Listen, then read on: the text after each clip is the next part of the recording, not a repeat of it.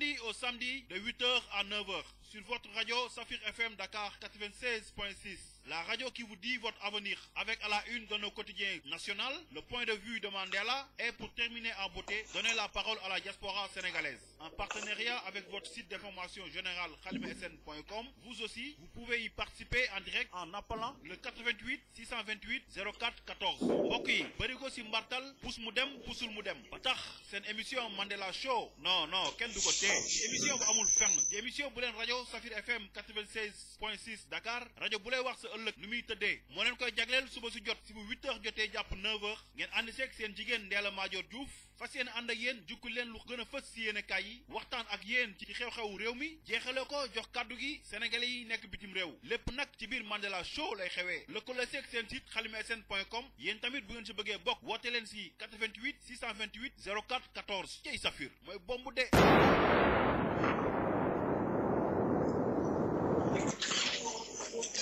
Bonjour à toutes les auditrices et auditeurs de Safir FM TV, et également à tous ceux qui nous suivent à travers la TV www.safirfmtv.com. Bonjour à Madame la directrice, Madame Ndella Madior. Bonjour à Monsieur Touré. Bonjour. Vous allez bien? Alhamdulillah. Donc, nous allons démarrer l'émission. Bienvenue à toutes les auditrices et auditeurs de Safir FM TV à votre émission Mandela Show. Donc, vous allez commencer, Monsieur Touré. Allô, Monsieur Touré, vous êtes en ligne?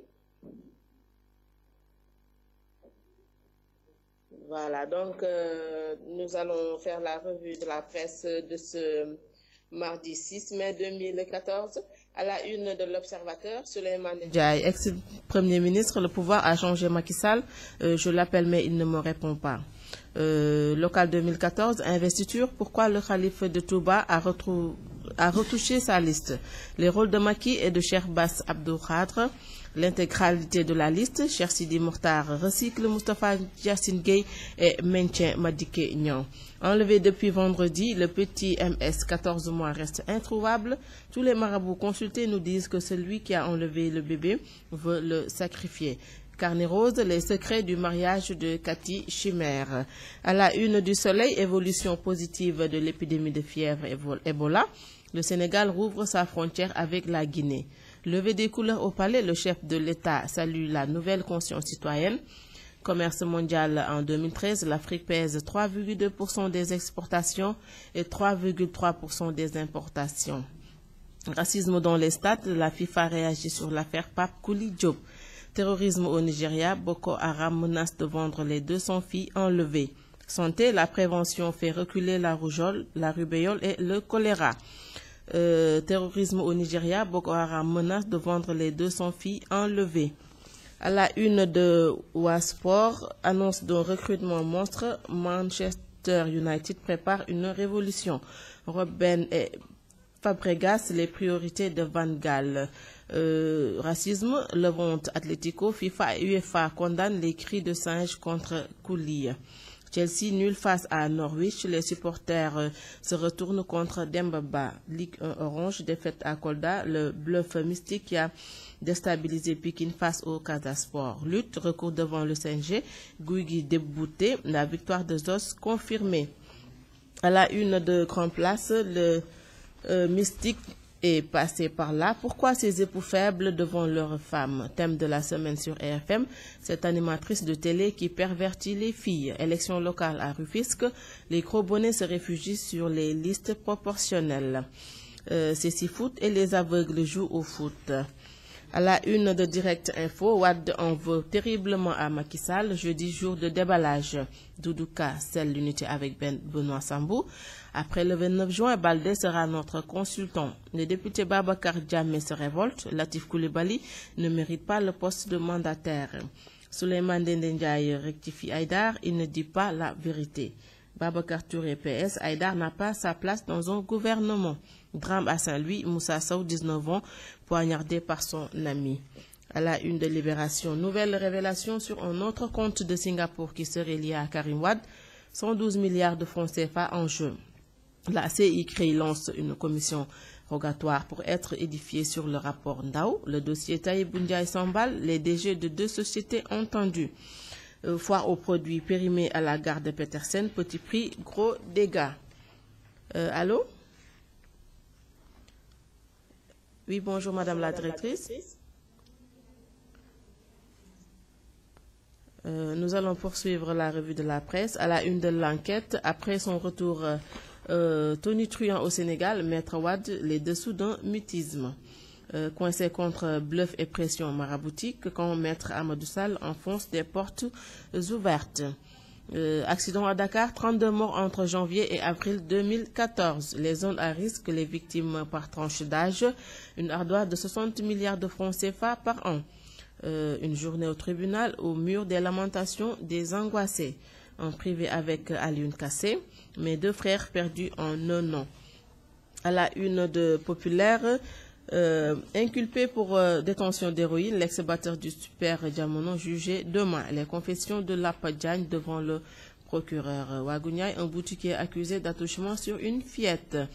Fermée à cause de l'épidémie Ebola, la frontière du Sénégal avec la Guinée rouverte. Guerre totale entre 2 députés apéristes de Mbaké, Sadaga flingue El Pistolero. Moustapha Cissé Lo annonce une plainte contre le préfet de Mbaké. Avertissement du père Erfarlou Cissé, président de l'organisation antidopage. Même les sportifs fumeurs de Yamba risquent 4 ans de suspension. Les cambrioleurs tentent d'assassiner une vieille dame de 75 ans. À faire des accords avec l'Union européenne et les licences de pêche. Souleymane Ndiaye, Démon Haïdar et enfonce Khoureyssi Cham. À la une de la tribune, traque entrée en scène des courtiers manipulation, l'impossible entente. Polémique sur les accords avec l'Union européenne, la pêche en eau trouble. 2STV, Saint-TV, la vérité sur la guerre imaginaire au Zénith. UCAD, les forces de l'ordre assiègent le campus, le SAES dénonce. Paris 18e, Château Rouge et Barbès comme Sandaga. Société toujours, drame à Saint-Louis, le jeune Moussa Sow mortellement poignardé. Tests, détention et trafic de drogue, un réseau de dealers démantelé à Guédiawaye. Toujours à la une de la tribune sport, polémique entre face, le CNG et Aziz Ndiaye. Le combat gris-Tyson aura-t-il lieu? Chelsea, Mourinho, tacle Dembaba et Si. Coach adjoint du Real, Zidane a envie de prouver en tant qu'entraîneur. Premier Ligue, Suarez fait le doublé. Arsenal, Wenger n'est pas décidé à s'en aller. Atlético, Barça, Real, un finish complètement fou. À la une de Sud Quotidien, Sénégal-Guinée, aujourd'hui, le retour à la libre circulation. Accord de pêche à 38 navires européens. Le ton monte, société toujours. Mortalité maternelle, le Sénégal en mauvaise posture face aux OMD. Eux et nous, wadophilie, wadophobie. À la une de Walfadjri, invasion des zones culturelles, les oiseaux carnivores menacent l'autosuffisance en riz. Rapt du mandataire de l'APR, ça sent le roussi pour Abdoulou. 2 proches du DG de l'ARTP passent aux aveux. Grogne à l'UCAD, l'université Cheikh Anta Diop de Dakar, les étudiants ne veulent pas de la présence policière. Foire à problème, les femmes exposent leur intimité. Épidémie du virus Ebola, le Sénégal rouvre ses frontières avec la Guinée. À la une du quotidien, le quotidien, micmac autour d'un marché d'hydrocarbures, la SAR dans un tanker illégal. Le marché attribué à une société suisse puis annulé avec les nouvelles clauses ITOC en pôle. Le DG de l'ARMP, la SAR, aurait dû contacter la DCMP avant d'annuler. Concorde Énergie brandit une plainte au tribunal arbitral de Paris. L'ex-batteur du Super Diamono en prison, Lapa Diagne sur la scène de Rebeuss. Dossier liste unique du Khalif, absence d'école publique et de la douane. Les statuts spéciaux de Touba. Le Sénégal rouvre sa frontière avec la Guinée, Ebola s'éloigne. Investiture de Aliou Sall, Mansour Faye, Adama Faye et Abdoulaye Timbo. La famille avant le parti et les alliés. État de délabrement, baisse du niveau des élèves. Le lycée Malick Sy n'est pas une sainteté. À la une de l'AS, ça vole pas à l'APR. Le député Sadaga Seck traite Moustapha Cissé Lo de charognard. Prison de Rebeuss, Karim reste 3 semaines sans recevoir de visite. Son père et sa mère toujours sans permis.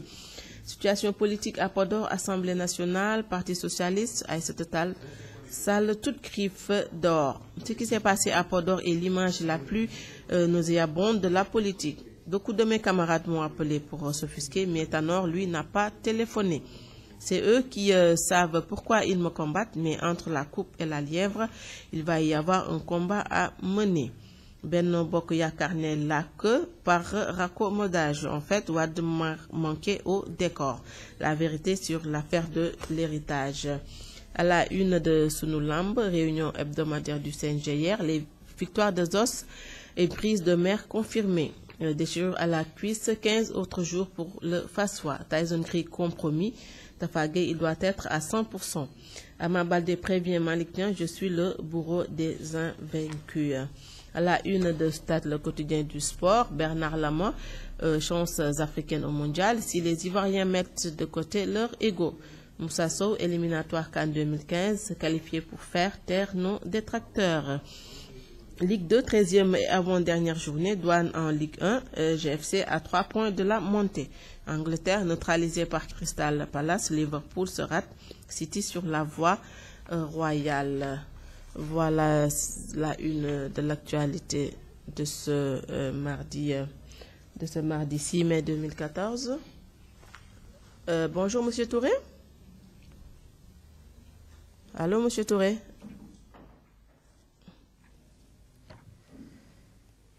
Voilà yéen a ngi ci seen émission Mandela Show 96.6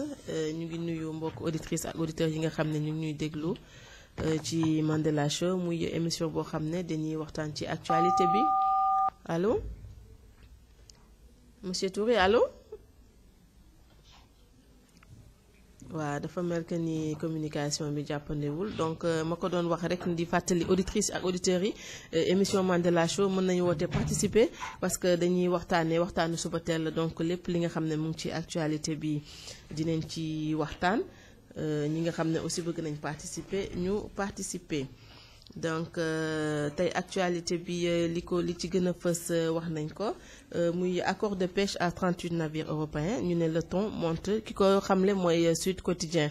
muy loo xam ne lu doy waar la yaakaar naa ne ministre Ali Haïdar moom mi nga xam ne moom la ñu dénk pêche bi dina ci def ay jàngat wala mu def taxaw seetlu waxtaan ak taskatu xibaar yi mën a yaatal waxtaan bi ci accord de pêche yi le secteur de la pêche dañ ko war a réguler fii Sénégal parce que nag géej gi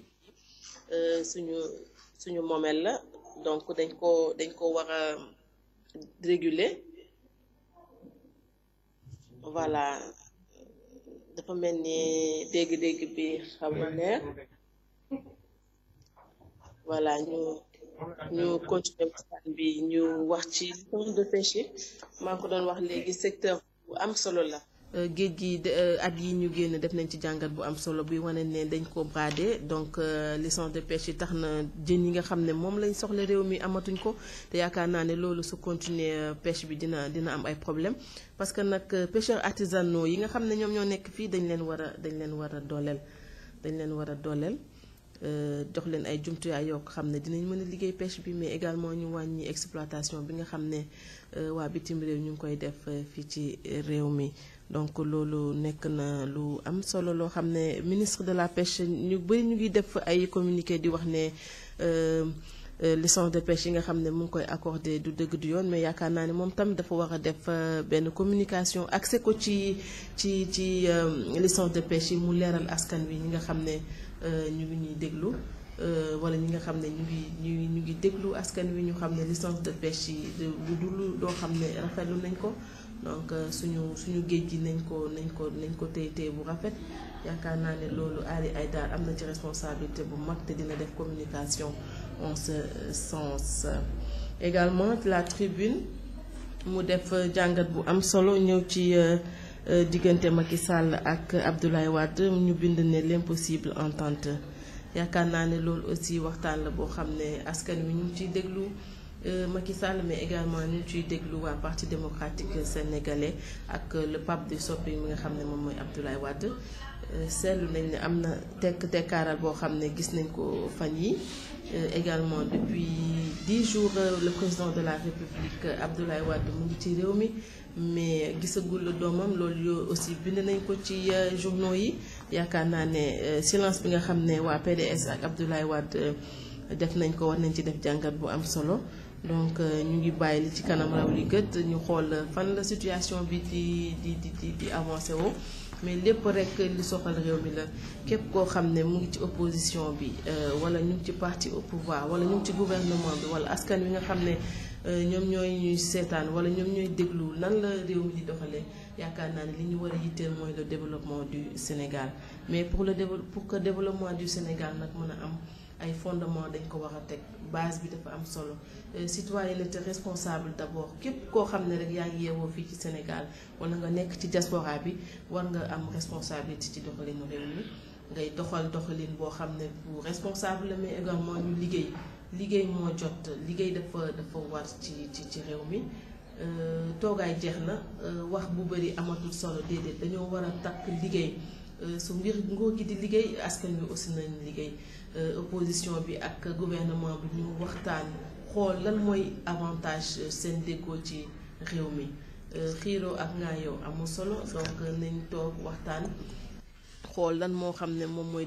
jëmale réew mi kanam yaakaar naa ne loolu am na solo lool jàngat boobu lañ amoon donc la tribune moom moo ko fësal également ñu ci Sud Quotidien mu am thème boo xam ne dafa ma yitteel lool muy ñu ne la mortalité maternelle le Sénégal en mauvaise posture face aux OMD yaakaar naa ne loolu aussi dañ cee war a taxaw bu baax a baax la mortalité maternelle dafa war a wàññeeku bu baax a baax ci réew mi mun na nekk parce que le ministre de la santé ñu ngi ciy def ay jéego mais des na allô monsieur Touré. Allô, monsieur Touré, vous êtes en ligne?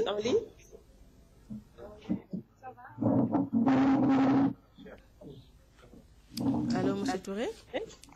waaw dafa mel que ni communication bi jàpp ndiguwul donc ma doon andi thème bu am solo ñuy wax ci mortalité maternelle le Sénégal en mauvaise posture face aux OMD donc voilà donc muy thème boo xam ne dañ ko war a jàngat mortalité maternelle wala infantile waratul am ci suñu réew mi donc nañ jël métuwaay yi nga xam ne mooy waral mortalité maternelle dina wàññeeku ci réew mi la santé avant tout jigéen moom mooy am doom donc dañ leen war a accompagner ba mortalité maternelle bi nga xam ne gis nañ ko ci réew mi mu wàññeeku suñ demee ba ci gox-goxaan yi ba ci biir peut-être poste de santé yi wala centre de santé yi jàppandiwul donc ay jafe-jafe yu am solo la ñuy nemmeeku foofu jigéen ñi ñu ngi ñàkk seen bakkan su fekkee dañuy am doom te yaakaar naa ne loolu en 2014 actuellement waratuñu nekk ci situation bu mel noonu donc mel ni que ni monsieur Aw dafa bëgg a participer ci émission bi ci waxtaanu subateel bi nga xam ne ñu ngi koy def monsieur Aw ma bàyyi la nga waxtaan ak askan wi. maa ngi leen di siyaar di nuyu Sénégal yëpp di nuyu waa kër gi jiital ko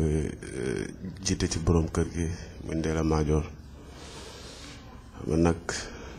dama bëggoon waxtaan tuuti ci li nga xamante ne mooy actualité bi li ci gën a fës tey ñu gis ñu ngi jiital pêche problème mu pêche Sénégal te pêche moom yaakaar naa depuis indépendance ba léegi problème pêche dafa nekk problème mu Sénégal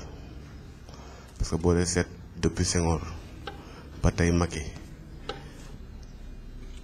bu dee ñi nga xamante ni ñooy suivre actualité rek dañuy gis ni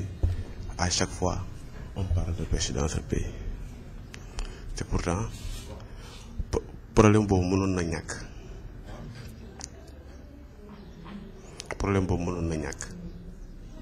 mooy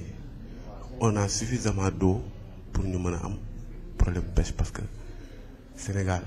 pratiquement mën nañ ne kii moo ko wër ndox moo ko wër fii nga nekk muy région de Dakar ñaata tefes ñoo fi am ñaata quai de pêche ñoo fi am Ndar Mbuur kon li mu mënta comprendre mooy comment ça fait-il que à chaque fois ñuy am problème mu licence ñu naan joxe nañ licence sàngam joxe nañ licence dëkk sàngam si ñun ba léegi benn chalutier de pêche mënuñu wax ni suñu pêcheurs yi ñoo ko moomal seen bopp wala gouvernement bi wala gouvernement yi fi jot a jaar def nañ organisation boo xamante ne pêcheurs yi dinañ am ay chalutiers de pêche ba léegi ay gaal lañ yóbbu ci géej gi kon déjà c'est ce qui veut dire que ni secteur la boo xamante ni dama yaakaar ni ñi nga xamante ne ñoom ñooy jiite buñ ko bëggoon développer dinañ ko développer parce que ba léegi pêche artisanale lañu am dans notre pays c'est ñu ngi joxe ay tugal ay licence de pêche ñuy ñëw di jël jën yu gën a baax ci suñuy jën di yóbbu di jël jën yi nga xamante ni matagul sax ay meññeent lay nekk di yóbbu mais nag tamit problème bi man dama koy jàng ci fànn du ma ni gouvernement rek mais aussi dama naan pêcheur parce que aussi pêcheurs yi à la base ñoo war di def ay organisation yoo xamante ni dañuy mën di dajaloo pour laaj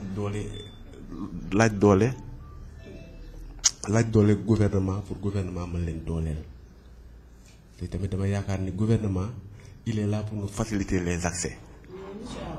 Avant alternance bi di am on avait constaté le même problème donc problème licence de pêche yi donc ñu am beneen nguur gu fi nekk ñu jox ko Ali Aïdar par exemple muy ministre de la pêche mais pourquoi est-ce que amul réalité yu nekk ci biir aussi pourquoi continuité boobu. depuis indépendance ba léegi pêche dafa bokk ci suñu problème. dañu am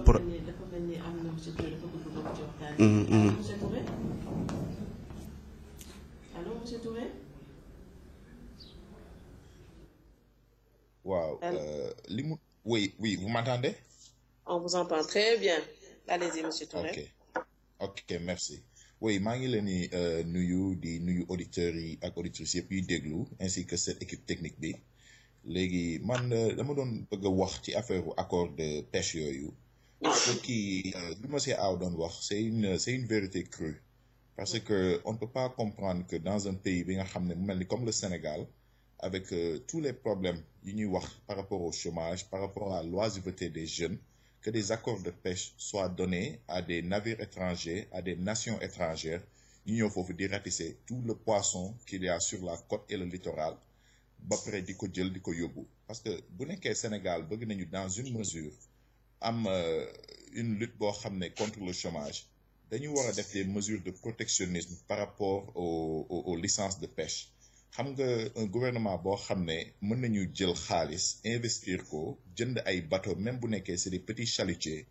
lebal ko ay sénégalais pour sénégalais embaucher ay xale dem napp parce que boo gisee ay xale yoo xam ne ils ont le courage de se mettre sur des pirogues pour naan dañuy dem dugg Espagne defe naa ne ñooñu boo leen joxee possibilité pour ñu mën a liggéey ci ay chalutiers defe naa dañ ko def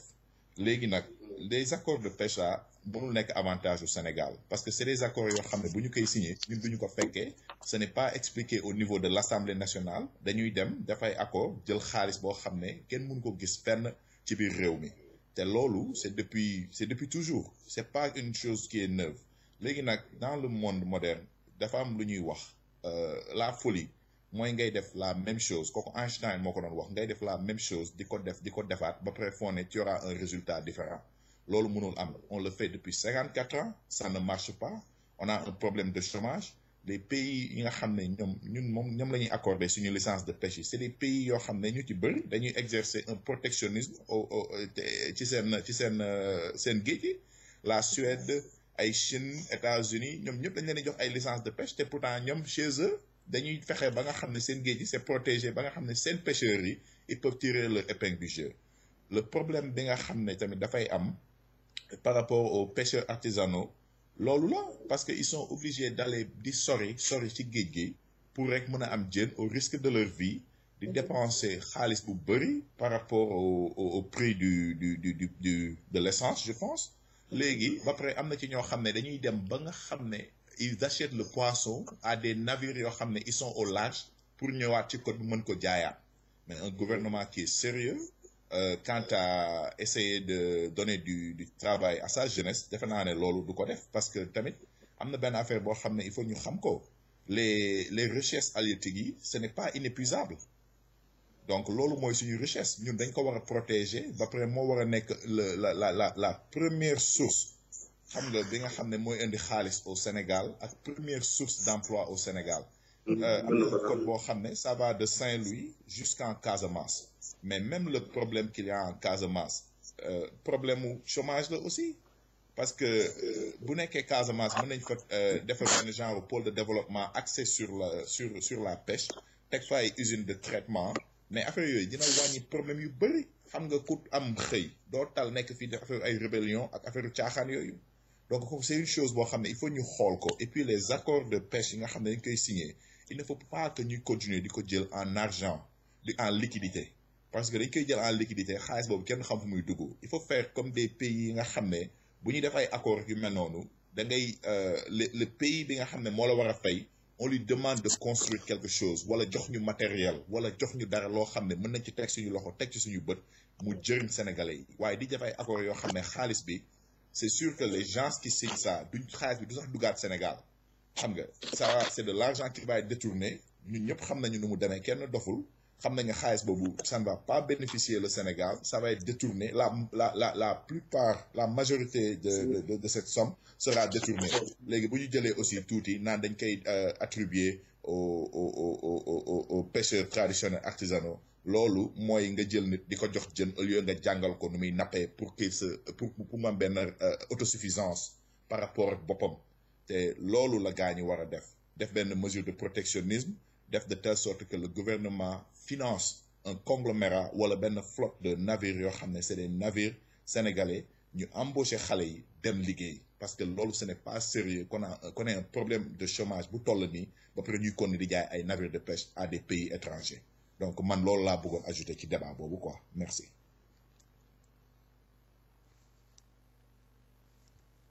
Codel waa Union européenne donc muy jàngat bu am solo man maa ngi ko doon wax léegi monsieur Aw mënuma comprendre par exemple gouvernement bi fi nekkoon doon def licence de pêche yi ñu koy ñaawlu monsieur Aïdar ñëw di am continuité ci problème boobu pour man am na lan moo ci nekk soit am na réalité yoo xam ne accord yoo xam ne peut-être mu ngi suñu gouvernement te mënuñu koo daggal wala am na yaa problème te bëgg naa vraiment di monsieur Aïdar su fekkee mu ñuy déglu wala gouvernement bi ñu wax ak askan wi jox leen ay firnde yu leer communication bi dafa war a basé wu ci le développement dama koy wax à chaque fois su problème amee nañ ko teg waxtaan ak journaliste yi pour askan wi nga xam ne ñu ngi leen di déglu ñoom lañ dénk suñu réew mi ñu mën ñu andil ay leeral parce que man mënuma comprendre ñu luñ doon xeex beneen gouvernement ñëw fi mu am continuité ci problème boobu amul pour man amul sens donc damay bàyyi monsieur Aw mu wax ci su fekkee am na lu mu ci yokk. bon man li ma ci foog mooy c'est un problème boo xamante ne dafa yàgg ça a assez duré et je pense que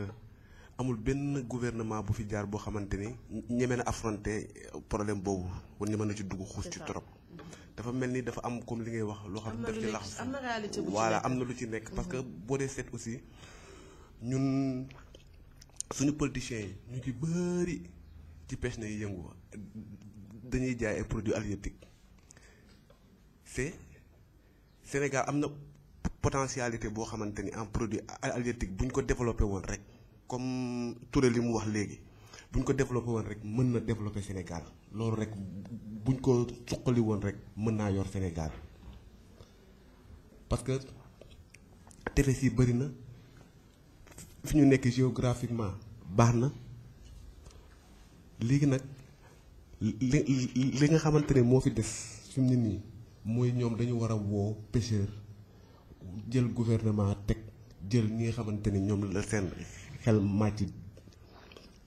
jëm ci wàllu pêche yépp ñu toog autour d'une table waxtaan parce que Touré li mu wax dëgg la ji nga benn charretier de pêche mën na employer des centaines de jeunes c'est tey diggante Tëngéej Bargny Kayar Yène Ñangal Kel Mbour Joal Fadiouth foofu yëpp ay tefes la te foofu yëpp dëkku pêcheur la mais tey boo demee dëkk yooyu ñoo gën a sonn ñëpp c'est chaque jour li nga xamante ni moom mooy seen ressource muy jaar seeni kanamu bët di dem neexul c'est dafa yàgg du tey dëkk yooyu yëpp boo fa demee lépp changé na ba mu def gaal yi ba léegi gaal yi ña nga fa c'est tey dëkk yooyu yi ma lay wax nii dëkk bu ci nekk au moins waroon na mën a am ay association yoo xamante ni waxuma la benn charité de pêche mais ay charité lay yor parce que géej gi am na xaalis 12 mois sur 12 da ngay liggéey mais fii loo dégg ñu naan développement dana pêche dañ koy cof kenn du ko laal c'est mooy secteur bi nga xamante ni moo ñu gën a mën a andil xaalis parce que dañu bëri ndox pour seen ndox moo ñu wër en tout cas daal man dama yaakaar ni muy pêcheur muy ñi nga xamante ni ñoom ñoo yor nguur gi dañu war a dimbali ñu toog ci benn table waxtaan parce que man d'accorduma ñuy jël loo xamante ni mën nañ ko exploiter ñuy jël ay licence di ko attribuer ñoo xamante ni ñu ñëpp doole téeméer fukki junni yoon loolu mooy golo di bay ba am ñu tuddee. donc monsieur Aw waxtaan bi am na solo donc réew mi pour développement mën fi am foog ñu comme niñ naan soo bëggee tabax bu baax da ngay def fondement bu baax te fondement boobu foog nga toj def sa fondement bu am solo fondement boobu nag nguur gi ñëw ci am première part de responsabilité mais également askan wi aussi am nañ ci wàll bu am solo nañ xoolaat ñun ñëpp suñu bopp def taxaw seetlu institution yi agriculture bi élevage bi pêche bi santé bi foo laal rek am na problème donc c'est quoi lan mooy solution bi Aw. pour man la problème. nguur gi balaa ñuy jiite réew dañ nekk Sénégalais ba noppi. balaa ñuy jiite réew mi dañ nekk Sénégalais ba noppi xam nga ñun ay tubaab ay chinois ñoo ñu di ñu jiite ay Sénégalais ñu ñuy jiite kon donc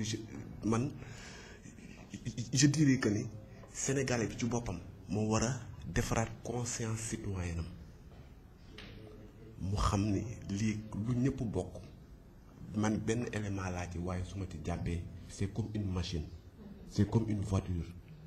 di nga roue ni mu ndawee c'est bu amee problème la voiture ne marche pas bien gis nga même la clé bi taal la voiture su amee problème la voiture ne marche pas kon donc rien n'est négligeable dans un pays toutes les couches sociales dañ leen war a jël en considération c'est ça pour man aussi foog ñun suñu gouvernement yi ñu am ay initiative pas ñuy copier des modèles ñu jëli modèle russe modèle chinois modèle beneen ak beneen mais ñun ana suñuy réalité dañu war a am nos propres modèles ñu xam ne lii c'est un modèle sénégalais c'est un modèle africain mais on fait que copier ba pare li ñuy copier en général day nekk des choses yoo xamante ni compatible ak ñun suñuy réalité culturelle ak sociale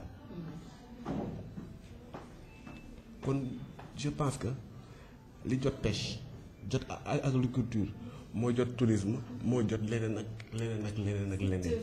secteur boo jël monsieur Adoguma secteur boo jël ci Sénégal problème yi doy na waar. waaw c'est parce que boo dee xool à la base idées yi ñuy teg foofu ay idées yu baax la mais c'est au niveau de l'application où ça va pas du tout. application bi mooy am problème mën nañ la tegal un programme boo xamante ni c'est un programme excellent mais au niveau de l'application yow la nga gisoon sax sa la nga liiroon danaan déedéet du lii kon ba tey affaire bi day delluwaat ci le Sénégalais c'est le Sénégalais qui doit changer de mentalité parce que développement balaa muy nekk un bien matériel c'est un bien spirituel nit sa xel mooy yokku sa dimension spirituelle yokku.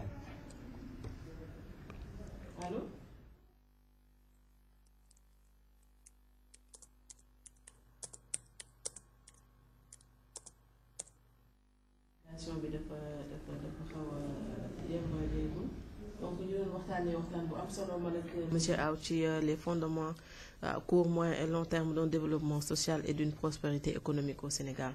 donc nguur gi nañ jël seen responsabilité xoolaat lan moo tere askan bi dem on a les moyens de nos ambitions dama koy wax à chaque fois on peut aller de l'avant mais il suffit que ñun ñëpp ñu toog taxaw seetlu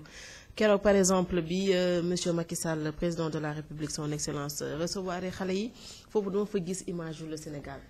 parce que xale bu nekk représenté na benn région ci Sénégal mais soo xoolee seen question yëpp ci ay problème yoo xam ne la ñoom ñoo nekk ci askan wi yaakaar naa noonu mu ko defee ci xale yi par exemple na recevoir pêcheurs yi def noonu région bu nekk ñu jël fa benn njiit dooleel ko mu dem wax ci pêche bi wax ci santé bi wax ci éducation bi formation bi wax ci financement projet yi entrepreneuriat des femmes et des jeunes loolu am na solo. Allô oui. Allô monsieur Touré. Encore et nous nous excusons pour ce petit incident technique. D'accord. Léegi pour continuer l'émission Mandela Show sur Safir FM TV que bëggoon naa aussi ñu wax ci affaire levée des couleurs yi. Donc moi je pense que la levée des couleurs kooku c'est une chose boo xam ne ça doit être obligatoire dans les écoles dans l'administration et puis bon je sais que xam naa ne dans les casernes loolu moom c'est quelque chose qui est appliqué parce que la culture du patriotisme ça doit être inculqué chez les jeunes à un très bas âge loolu mooy tax xale yi di màgg di respecter seen drapeau xam lan la Sénégal di lan mooy le drapeau lan mooy la portée des couleurs sénégalaises et bu ñu màggendoo ak loolu ils seront des Sénégalais yoo xam ne ce seront des Sénégalais qui vraiment ay patriotes la ñuy doon et puis comprendre seen nation léegi nag ci logique boobu il faudra aussi que suñu dirigeants yi mu am lu ñuy def ak xale yi pour inculquer leen ces valeurs te la première chose boo xam ne tamit war nañu ko def mooy au niveau des écoles publiques il faudra que ñu fexe ba mën a am ay cantines yoo xam ne c'est gratuit je sais que loolu nekkul ci culture sénégalais mais je pense que am na ay fonds yoo xam ne war nañ ko mën a lijjanti pour au niveau des écoles publiques ak des écoles yoo xam ne am na des enfants des familles déshéritées ñu mën leen au moins mën a assurer ndekki même bu nekkee du dara du jël fondé defar ko wala ruy defar ko jox ko xale yi ñu mën a def dara seen biir parce que loolu buñ ko defee en grandissant ils auront dinañ am benn genre sens su que seen état am na lu mu leen doon defal ba ñu nekkee xale. Allô monsieur Touré. Donc patriotisme c'est comme ça que ça se cultive ñun fi ñu nekk nii man au niveau des États-Unis dans les écoles la cantine elle est gratuite pour ñi nga xam ne amuñu dara donc dañ leen ni bon bu ñuy inscrire xale yi dinañu xool ne y a des familles yoo xam ne c'est des familles déshéritées léegi famille yooyu seen doom yi du ñu fay dara pour mën a lekk cantine parce que les gens payent les taxes donc bu ñuy fay taxe ak di liggéey donc c'est dans des choses comme ça que lañ koy bëgg di gis pas di fay taxe pour mën a gis ay députés yu dawal ay oto 40 millions wala ñu jox leen ay salaire ay 2 à 3 millions par mois jox leen ay comment dire des bons d'essence de 1000 litres par mois loolu defe naa ne mooy nekk affaire yoo xam ne day tax nit ñi bu ñuy màgg dañuy gis ne Sénégal bi nekkul seen Sénégal il y a deux Sénégal le Sénégal des riches et le Sénégal des pauvres te ci logique boobu aussi pour faire une transition ci li madame Thiam doon wax par rapport à la mortalité infantile xam nga loolu c'est une chose boo xam ne kooku c'est une tare de notre société parce que ñëpp xam nañu les conditions oui madame Thiam. voilà voilà je suis de retour donc da nga def wax lu am solo. ci levée des couleurs par exemple li nga xam ne moom le président de la République commencé andiwaat parce que mu nekkoon loo xam ne dafa tumuranke woon ci réew mi demoon nañ ba nga xam ne l'hymne national nit ñi xamatuñ ko xamuñ lan mooy représenter drapeau ci askan te muy lu am solo loo xam ne président de la République commencé na ko def mais les fruits demain la suba la ñuy xam lan mooy intérêt par exemple li muy def nii maa ngi doon wax aussi ci xale yi nga xam ne recevoir na leen keroog palais c'était émouvant parce que dañoo jël xale yi nga xam ne ñoo dàq jàng ci seen école mais également ay xale yoo xam ne ay royukaay lañ seen école yaakaar naa ne loolu xale yi nga xam ne ñu ngi suivre keroog manifestation bi war nañ xam ne jàng rek moo am solo benn xale jël na parole mu ne moom dafa bëgg a nekk président de la République du Sénégal mais wax boobu c'est fort c'est très fort parce que xale boobu am na ay ambition te xam naa ne vraiment ça fait plaisir au président de la République mais li mu ko wax conseil bi mu ko wax moo ne ko il faut travailler toujours travailler encore travailler te yaakaar naa ne loolu yu initiative yu mel noonu dañ koy xeeb nii mais loolu mooy fondement suñu réew citoyenneté exemplaire dañ ko war a inculquer suñu xale yi ci école yi pour ñi nga xam ne mën naa wax ne mag ñi fi mu ne nii bal bi tàkk na comme niñ koy waxee donc xale yi ñoom lañ mën a yaraat yar boo xam ne suñu développement réew mi dans 10 ans dans 15 ans dans 20 ans on dira que le Sénégal est devenu un Sénégal développé te yaakaar naa ne loolu am na solo lool donc damay bàyyi monsieur Aw su fekkee mën na ci wax ci idée boobu noonu muy lu am solo.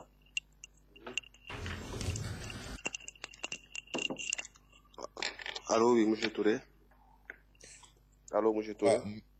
Oui, moi ou monsieur Aw? Oui, c'est moi, monsieur Aw. Ah, ok. Oui, monsieur Aw, comment allez-vous?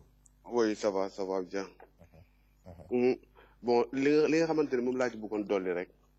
mooy xam nga fi mu ne nii comme li ngay wax levée des couleurs loolu dafa bokk ci patriotisme. dëkk bi ñun instant bi problème bi ñu am mooy dañu am crise de leadership dëkk bi bëri na politicien trop mais y a peu d'hommes d'état xaw ma nag dégg nga fi may waxee déet ay politiciens wax fi ngay waxee bëri na fi trop mais y a peu d'hommes d'état tuuti moo fi nekk parce que boo dee seet la plupart ñi nga xamante ni ñoom la seen affaire gën a baax seeni doom duñ jàngee fii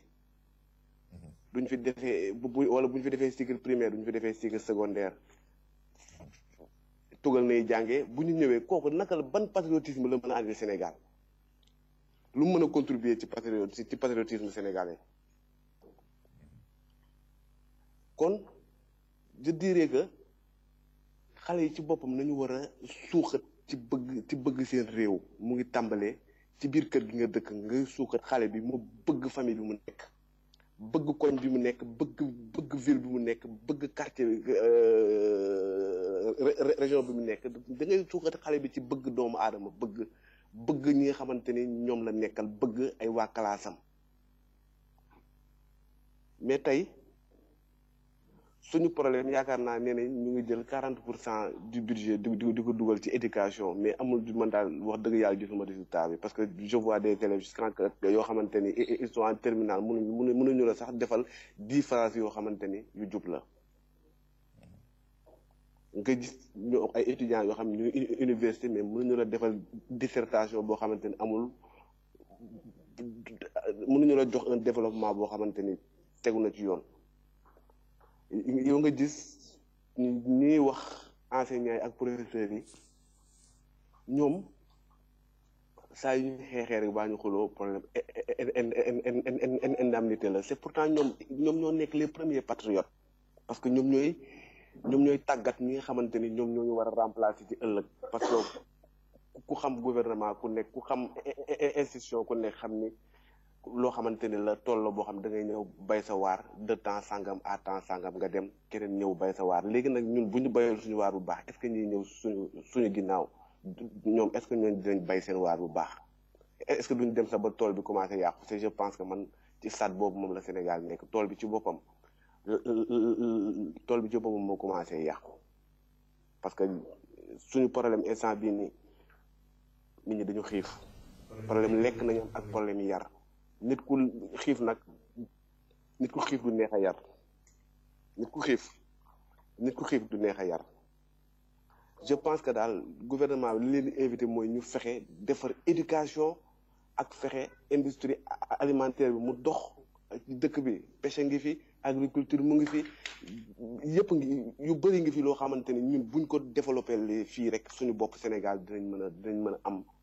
autosuffisance alimentaire mais lu ma mën a comprendre lu ci ëpp ci suñuy produits dañ koy importer prix ça pose problème mën nga dem fii ñu lay jaay kilo ceeb lii nga dem fa la ñu jaay la kilo ceeb la lay fii paquet suukar lii dama yaakaar daal Sénégal comme li ma dem ci am wax sànq il faut ñu delluwaat à la base ñu xool affaires yi ñuy commencé di toj benn par benn di defaraat mu nekk yoo xamante ni dañ koy teg ak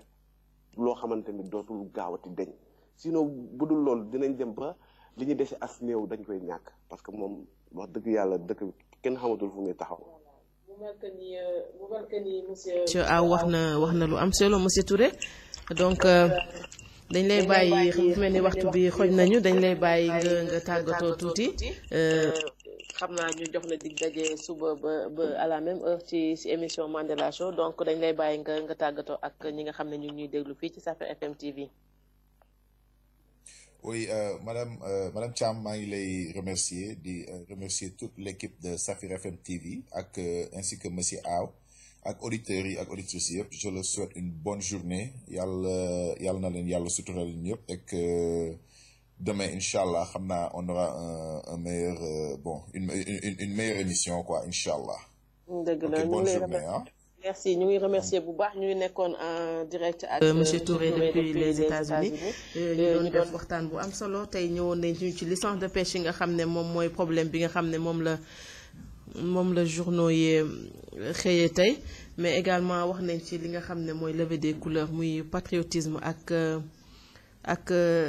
li nga xam ne moom la ñuy war a yaree suñu doom yi pour que réew mi ñu mën ko jëmale ci kanam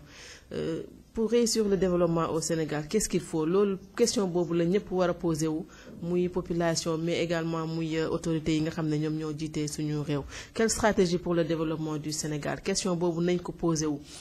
ban orientation lañ war a jël pour relancer l'économie de ce cher Sénégal yaakaar naa ne jàngat bu am solo la également ñu am na enquête par exemple à la une ñu ne accident à Dakar 32 morts entre janvier et avril 2014 muy loo xam ne dañ koy déplorer xam naa suba incha allah dinañ ci ñëwaat def ci jàngat bu am solo Mandela Show émission la bu am solo actualité la mais également dañ ciy waxtaanee lépp loo xam ne mën na jëmale suñu réew mi kanam ci fànn bu mënti nekk tey ñu def waxtaan bu am solo ma seq ko ak monsieur Aw mais également ak monsieur Touré depuis les États-Unis tey madame la directrice ñëwul participer ci émission bi mais xam naa ne mu ngi ñuy déglu bu baax a baax parce que moom nag jàngatam am na bu baax solo ci émission bi nga xam ne moom mooy Mandela Show muy am tous les jours de 8h à 9h fii ci Safir FM TV 96.6. Voilà, allons de l'avant, n'attendons pas. Le Sénégal, l'avenir appartient à ceux qui évoluent. Donc, nous évoluer. Réew mi ñun ñoo ko moom Sénégal ñun ñoo ko mën a tabaxal suñu bopp donc na ñëpp joxante loxo ñu liggéey Sénégal daal ñun ñoo ko mën a defaral suñu bopp monsieur Aw su fekkee am na loo ci teg avant may tëj émission bi. comme li nga wax rek dama invité Sénégalais yi. ñu laabal seen xol seetal seen xel mën a teg ay jëf yu rafet man loolu laay invité Sénégalais na rafet dañu war a xol yi ci boppam dañu war a laab ba mu set xajalante dara xatu fi jël xel yi sellal ko ba mu sell di xel mu rëy am na ci àdduna mais xel mu rëy tojaange rek la lay jural mais xel mu sell loo ci def tarafatal ay ni ci lu baax mu jëriñ la kon xel yi dañ ko war a sellal amante xalaat bu rafet jëf yi ñuy def mën a jaar yoon duñ jëf duñ ko réccu mooy day mettre en concordance les trois forces yi nga xamante ni moo ñuy gouverner ñun en tant que être humain muy xol xel ak les actes les 5 sens buñ ko mettre en concordance jëf ñu jëf day rafet kon maa ngi gërëm ñëpp. voilà ñu ngi bu baax ci participation bi nga xam ne def nga ko ci émission tey Mandela Show donc man sama dernier mot mooy il faut un plaidoyer pour la participation de tous à l'émergence de ce pays-là donc na ñëpp ci am wàll donc na ñëpp jël seen responsabilité am une notion de travail bien fait donc am une notion de responsabilité forte pour ñu mën a tabax réew mi parce que nag nous voulons un Sénégal émergent donc auditrices ak auditeurs yi nga xam ne yéen a ñuy déglu yéen a ngi woon ci seen émission Mandela Show muy émission boo xam ne day jàngat actualité bi mais également waxtaan la boo xam ne lépp loo xam ne rek soxal na développement réew mi dinañ ko ci wax képp koo xam ne aussi bëgg nga participer mën nga woote au 88 628 04 14 andi sa participation ci développement wu réew mi muy suñu Sénégal donc maa ngi jox dig daje auditrices ak auditeurs ak ñi nga xam ne ñu ñuy seetaan à travers la web TV demain à la même heure de 9h à 10h ci seen émission Mandela Show ñu nax ci ànd ak madame Ndella Madior mais également ak monsieur Seydina ak monsieur Touré depuis les États-Unis jaa ngeen jëf